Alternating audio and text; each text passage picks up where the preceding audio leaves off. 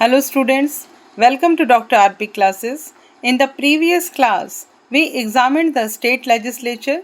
Today we will look at the chief minister and the council of ministers in the state politics. So, let's begin the class. तो चलिए शुरू करते हैं बच्चों. This is the very important chapter of polity. तो start करते हैं. In the parliamentary system of state government in India, the chief minister is real executive head of the state, while the governor is the constitutional head.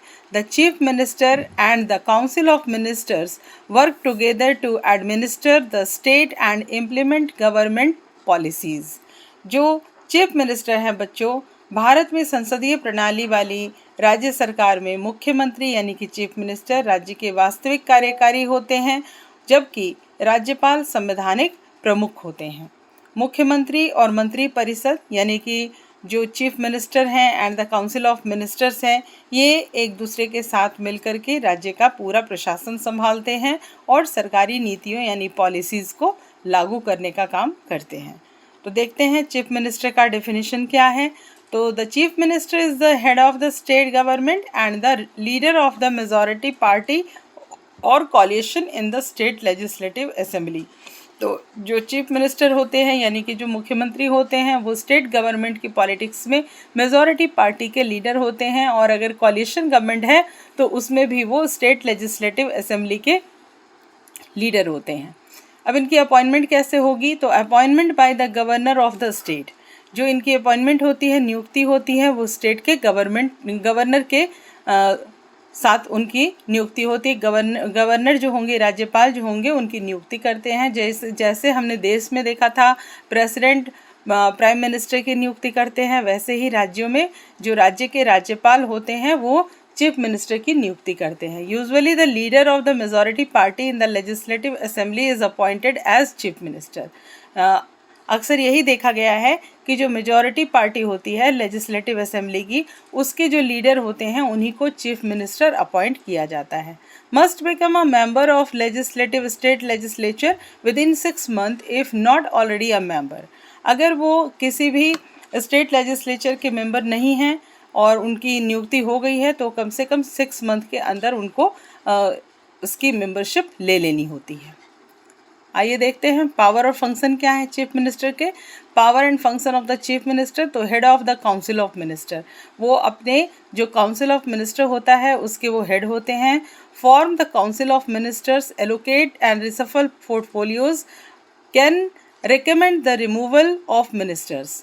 तो ये इतने सारे कार्य, जैसे हमने राष्ट्र स्तर पे देखा प्रधानमंत्री के कार्य थे, वैसे ही राज्य स्तर पे चीफ मिनिस्टर के काम हैं. तो वो काउंसिल के जो मिनिस्टर होंगे उनके हेड होते हैं और सभी को पोर्टफोलियो यानी कि डिपार्टमेंट्स एलोकेट करना मंत्रियों के बीच में उनका कार्य होता है.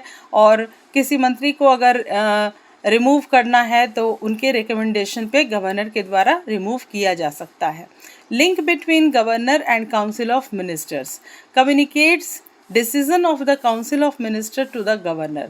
ये क्या करते हैं? गवर्नर यानी कि राज्यपाल और जो मंत्री परिषद होता है उसके बीच में एक कड़ी का काम करते हैं, और कुछ भी कम्युनिकेट करना हो गवर्नर को तो ये इनकी काउंसिल ऑफ मिनिस्टर की एडवाइस पे ही उनको कम्युनिकेट किया जाता है. Advises the governor on important matters, और गवर्नर को इम्पॉर्टेंट मैटर पे सलाह देना भी इनका कार्य होता है.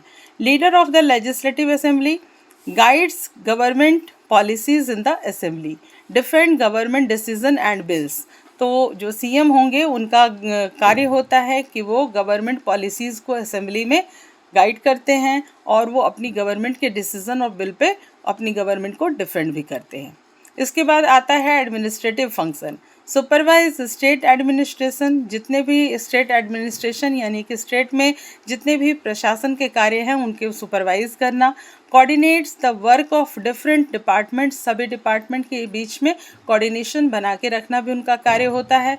Policy making role, determines major state policies and development program, और उनका कार्य होता है कि वो देखें कि स्टेट पॉलिसीज़ और डेवलपमेंट प्रोग्राम्स कैसे चल रहे हैं और क्या उसके रोल हो रहे हैं, तो उनको भी बनाना और उनके रोल्स को देखना भी उनका कार्य होता है.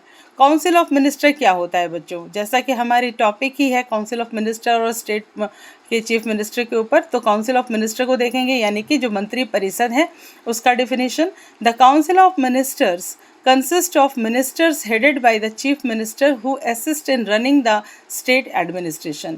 मंत्री जो सीएम होंगे उनको एक मंत्री परिषद भी मंत्री परिषद का एक जो हेड होता है वो तो चीफ मिनिस्टर हो गया, और जो काउंसिल ऑफ मिनिस्टर्स है वो सारे मंत्रियों को लेकर के बनता है जो कि उनके कैबिनेट में होते हैं, और इनका कंपोजिशन 3 तरह से होता है। मंत्रियों को 3 तरह से बांटा गया है, cabinet minister, minister of state and deputy minister. तो ये 3 तरह के जो मंत्री होते हैं मंत्री परिषद में, इनको रेकमेंड करना और गवर्नर से इनकी अपॉइंटमेंट करवाना भी चीफ मिनिस्टर का कार्य होता है। अपॉइंटमेंट कैसे होगी? Ministers are appointed by the governor on the advice of chief minister. तो जो चीफ मिनिस्टर होंगे उनकी एडवाइस पे गवर्नर मिनिस्टर्स को अपॉइंट करते हैं। They hold office during the pleasure of the governor. तो ये राज्यपाल की प्लेजर पे उनकी ऑफिस को वो होल्ड कर सकते हैं effectively on the advice of chief minister. Advice कौन देता है? चीफ मिनिस्टर के सलाह से। फंक्शन क्या है काउंसिल ऑफ मिनिस्टर के? तो पॉलिसी फॉर्मुलेशन करना, formulates state policies and development plans. जो भी पॉलिसीज़ स्टेट के अंदर बनती हैं, डेवलपमेंट प्लान्स बनते हैं, उनको फॉर्मुलेट करना, उनको बनाना, पॉलिसी फॉर्मुलेशन का काम करती है मंत्री परिषद। एडमिनिस्ट्रेशन यानी कि प्रशासन काम करना, यानी कि implement laws and policies through various departments. जितने भी डिपार्टमेंट हैं उनके अंदर लॉ और पॉलिसीज़ को इम्प्लीमेंट करना उनका कार्य होता है। लेजिस्लेटिव फंक्शन यानी कि कुछ विधायी कार्य भी मिले हैं, जैसे नियमों कानूनों को बनाना, introduce bills in the state legislature. जो विधानसभा होगी उसमें बिल्स को इंट्रोड्यूस करना, रखना, प्रस्तावित करना, असिस्ट इन लॉ मेकिंग, और लॉ मेकिंग को असिस्ट करना भी उनका कार्य होता है। फाइनेंशियल फंक्शन क्या है? Prepares and present the state budget. जो बजट है इसका सरकार का जो बजट होगा राज्यों के लिए, तो उनको बजट को प्रेजेंट करना, उनको तैयार करना इनका कार्य होता है। मैनेज स्टेट फाइनेंस, और स्टेट का फाइनेंस को भी देखभाल करना, मैनेज करना भी इनका कार्य होता है। अब कुछ एडवाइजरी रोल हैं। Advises the governor on constitutional and administrative matters. तो गवर्नर को कॉन्स्टिट्यूशनल यानी कि संवैधानिक और प्रशासनिक सलाह देना भी मंत्री परिषद का कार्य होता है। Collective responsibility, the council of ministers is collectively responsible to the state legislative assembly. तो विधानसभा के प्रति इनकी कलेक्टिव रिस्पॉन्सिबिलिटी बनती है। जितने भी काउंसिल ऑफ मिनिस्टर्स हैं तो उनकी कलेक्टिव रिस्पॉन्सिबिलिटी बनती है। जैसे यहाँ हमने राष्ट्र में पढ़ा था, यूनियन गवर्नमेंट में पढ़ा था हमने लोकसभा में, और यहाँ हम पढ़ते हैं स्टेट लेजिस्लेचर में। राज्यों के लिए स्टेट लेजिस्लेचर में हम पढ़ते हैं। If the assembly passes a no confidence motion the entire council of minister must resign. अगर नो कॉन्फिडेंस मोशन उनके खिलाफ प्रस्तावित है और पारित हो गया तो पूरी की पूरी काउंसिल ऑफ मिनिस्टर को रिज़ाइन करना पड़ता है। तो इस तरह से एक डायग्राम आप बना सकते हो relationship between chief minister and council of ministers का। तो ऐसे आप बनाओगे, चीफ मिनिस्टर को सबसे ऊपर दिखाओगे, उसके बाद काउंसिल ऑफ मिनिस्टर्स, इसके बाद हैं state administration and departments, implementation of policies. इस तरह से आप दिखाओगे। डिफरेंसेस बिटवीन क्या है चीफ मिनिस्टर और काउंसिल ऑफ मिनिस्टर्स में? तो चीफ मिनिस्टर और काउंसिल ऑफ मिनिस्टर्स में कुछ डिफरेंसेस हैं। तो चीफ मिनिस्टर जो है बच्चों वो head of the state government, यानी कि स्टेट गवर्नमेंट में राज्य की राजनीति में सबसे ऊपर होता है, प्रधान होता है। Council of minister group of ministers assisting the CM. जो सीएम को मिनिस्टर्स असिस्ट करते हैं, ये ग्रुप ऑफ मिनिस्टर्स का पूरा ग्रुप होता है मंत्री परिषद। वो उसको हेड कौन होते हैं? उसके हेड होते हैं सीएम, और जो उनका मंत्री परिषद होता है वो एक ग्रुप का मिनिस्टर्स का ग्रुप है। चीफ मिनिस्टर के लिए है leads the council of ministers. तो जो काउंसिल ऑफ मिनिस्टर को लीड कर रहा है वो चीफ मिनिस्टर है, और काउंसिल ऑफ मिनिस्टर में work under the leadership of the CM, और ये जो हैं ये सीएम के अंडर में वर्क करते हैं। इसके बाद है एलोकेट्स पोर्टफोलियोज। चीफ मिनिस्टर का कार्य है डिपार्टमेंट्स को बांटना, ठीक है। और council of minister manage assign department, और जो भी डिपार्टमेंट्स उनको दिए गए हैं काउंसिल ऑफ मिनिस्टर्स को, उनको संभालना, मैनेज करना उनका काउंसिल ऑफ मिनिस्टर्स का काम होता है। चीफ मिनिस्टर का है main link with the governor, governor और मंत्री परिषद के बीच में वो मेन लिंक का काम करते हैं, कड़ी का काम करते हैं। एडवाइज द गवर्नर कलेक्टिवली, और ये जो हैं चीफ काउंसिल ऑफ मिनिस्टर्स जो हैं वो एडवाइज़ करते हैं गवर्नर को कलेक्टिवली, सामूहिक रूप से उनका एडवाइस मान भी सकते हैं और नहीं भी मान सकते हैं, लेकिन अंततः उनको मानना ही पड़ता है। Can recommend appointment removal of ministers, और चीफ मिनिस्टर के रिकमेंडेशन पे ही उनकी अपॉइंटमेंट और रिमूवल तय होती है। और काउंसिल ऑफ मिनिस्टर में अपॉइंटेड ऑन सीएम एडवाइस, जो भी सीएम एडवाइस करते हैं उनको गवर्नर अपॉइंट करते हैं। तो इनका कंक्लूजन क्या है बच्चों?